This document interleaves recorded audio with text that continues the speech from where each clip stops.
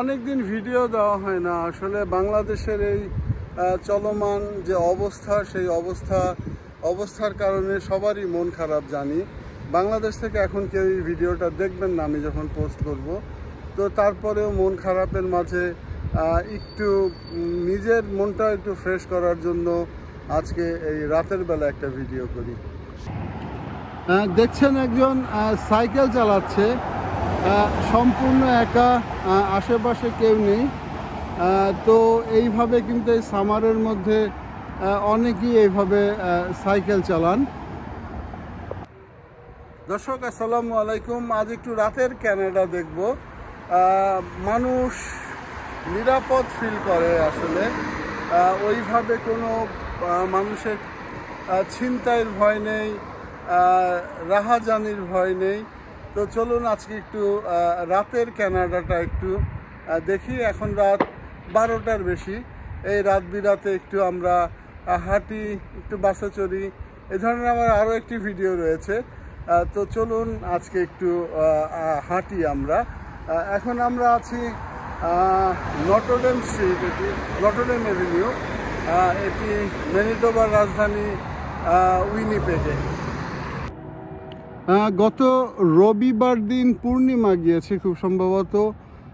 আজ মঙ্গলবার, অর্থাৎ পূর্ণিমার 2 দিন পরের চাঁদ এটি। আমি জানি না এটিকে আসলে চাঁদের ভাষায় কি বলে। কানাডায় বাংলাদেশের মতো অতটা বিলবোর্ড নেই, তবে আমি এখন যে জায়গাটায় আছি এই একটা বিলবোর্ড এবং ওই একটা বিলবোর্ড, অর্থাৎ এই জায়গাগুলিতে কিছুটা বিলবোর্ড হয়তো আছে, তবে সামনেও কিছু বিলবোর্ড আছে। তবে বাংলাদেশে যেমন বিলবোর্ড থাকে এখানে আসলে ওইভাবে কোনো বিলবোর্ড একটু কমই দেখা যায়। ঘড়ির কাঁটা এখন 12টা 10। গাড়ি মোটামুটি রাস্তায় অনেক আছে, এই দিক থেকে যাচ্ছে, এই দিক থেকেও যাচ্ছে গাড়ি, অর্থাৎ বিজি। এই মুহূর্তেও মোটামুটি মানুষজন অনেক চলাচল করছে, কারণ বিভিন্ন দোকানপাট বন্ধ হয় 11টার দিকে, যার ফলে রাস্তায় কিন্তু এখনও লোক রয়েছে। কানাডাতে মানুষ সিগন্যালটা খুব মেনে চলে, অর্থাৎ এই যে আমি আমার ওয়াকিং সিগন্যাল এটা পার হচ্ছি, তো ওয়াকিং সিগন্যাল না থাকলে আসলে মানুষ খুব কমই পার হয় রাস্তাঘাট। এবং এই সিগন্যাল রিলেটেডও কানাডায় ফাইন রয়েছে যদি পুলিশ ধরে, কিন্তু আজ পর্যন্ত আমি কাউকে ধরতে দেখিনি। তাহলে অলমোস্ট $200 মতো একটি জরিমানা গুনতে হয়, যদিও আমি কাউকে জরিমানা দিতে দেখিনি এবং আমিও মাঝে মধ্যে পার হই, আমাকে কখনো কেউ ধরেনি। কানাডার অধিকাংশ রাস্তাতেই কিছু দূর পরপর সাইনপোস্ট থাকে স্পিড লিমিটের। এটি হচ্ছে 60 কিলোমিটারের রাস্তা ঘন্টায়।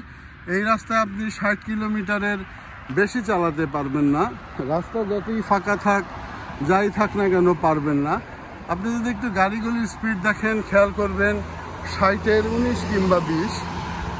বেশি জোরে চললে বিভিন্ন জায়গায় ক্যামেরা আছে, হিডেন পুলিশ থাকে, যে গাড়িগুলি দেখলে বোঝা যায় না পুলিশের গাড়ি, সেগুলো কিন্তু তখন আপনাকে ধরে ফেলবে। এবং দেখেন প্রত্যেকটা গাড়িতেই গাড়ি কিন্তু ঠিক এই একই ধরনের স্পিডে চলে, অর্থাৎ রাস্তা ফাঁকা থাকলেই যে গাড়ি জোরে চলবে তার প্রশ্নই ওঠে না। এখানকার রাস্তাঘাটগুলিতে কিন্তু কোনো ব্যানার থাকে না, যেটা বাংলাদেশে আপনি দেখবেন যে শত শত ব্যানার এবং সবই থাকে ক্ষমতাসীন দলের। কিন্তু এখানে এই বাসের যে সিটগুলি, এই জায়গাগুলিতে এরা এদের প্রচার করে, এটা গত ইলেকশনের আগের প্রচার, এবং এর জন্য সিটিকে টাকা দিতে হয়। অর্থাৎ এই মহিলার তিনি যে এখানকার প্রভিন্সিয়াল ইলেকশন MLA পদ ইলেকশন করেছিলেন, তাকে কিন্তু এটি টাকা দিয়ে তারপরে লিখতে হয়েছে, হয়তো 6 মাস বা 1 বছরের জন্য তিনি এটি ভাড়া নিয়েছেন। এটি একটি বাস স্ট্যান্ড। এখানে বাসের নাম্বার দেওয়া রয়েছে, অর্থাৎ কত নাম্বার বাস স্টপেজ এবং কোন কোন বাস থামবে এই জায়গাটাতে। বাস স্ট্যান্ডের এটা কাঁচ দিয়ে ঘেরা ছিল, হয়তো মেরামতের জন্য এটি করেছে। এবং এই ধরনের বাস স্ট্যান্ডগুলিতে হিটিং থাকে, অর্থাৎ শীতের দিনে শীত এবং গরমের দিনে এসি থাকে। এখানে মেরামতের কাজ চলছে, যার ফলে এটি এমন। আমি একা দাঁড়িয়ে রয়েছি। বিলিভ মি, আসলে এখানে আমার ছিনতাইয়ের তেমন কোনো ভয় নেই। আমি একটি দামি ফোন দিয়ে ভিডিওটি করছি। এই ফোনগুলি আসলে ছিনতাই হওয়ার ভয় নেই, তবে যে ছিনতাইয়ের ঘটনা ঘটে না তা না, তবে খুবই কম এবং এই সব জায়গাগুলিতে যে কোনোভাবেই হোক হিডেন কিছু সিসি ক্যামেরা থাকে, যার ফলে মানুষ আসলে সেই সাহসটা কিন্তু করতে চায় না।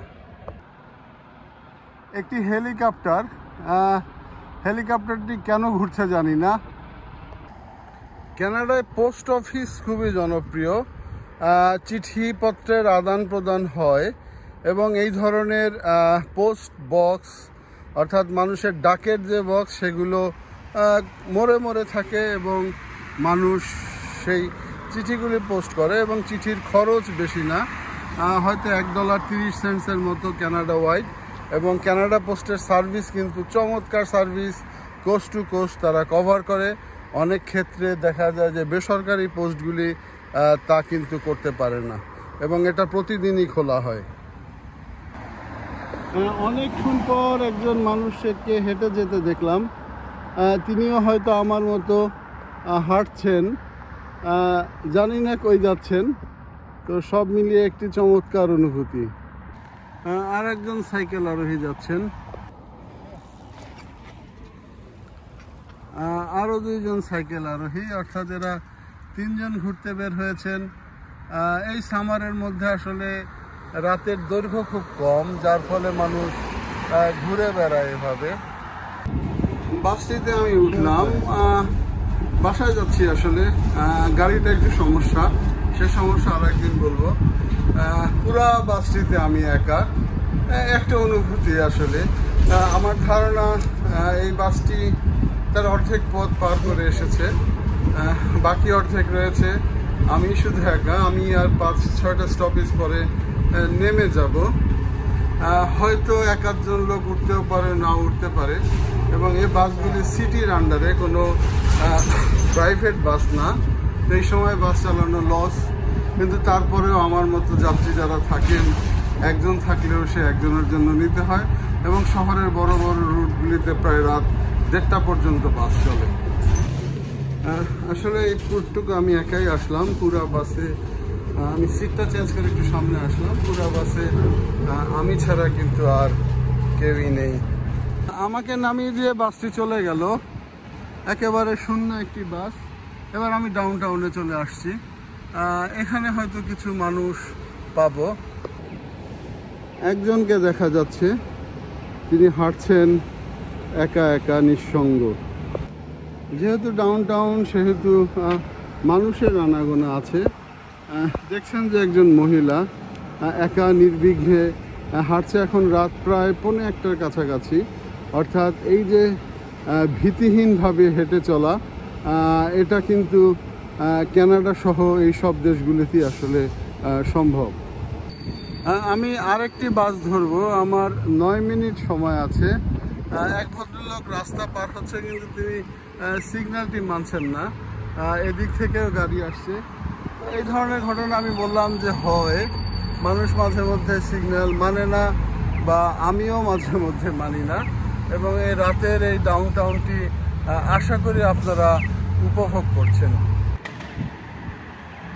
মানুষ কিন্তু ছুটছে, এদিক থেকে মানুষ ছুটছে এবং মানুষ যাচ্ছে। আপনারা জানেন যে স্কাই ওয়াক রয়েছে কানাডার ডাউনটাউনে এবং মাটির নিচ দিয়েও রাস্তা রয়েছে। অর্থাৎ এই শীতের কারণে মানুষের জন্য প্রবলেম না হয় সে কারণে।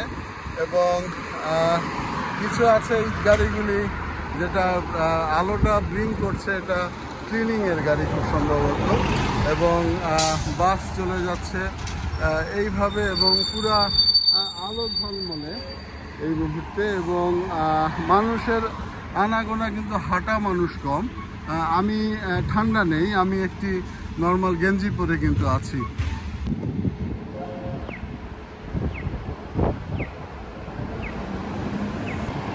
আমি যদি একটু দূরে দেখাই,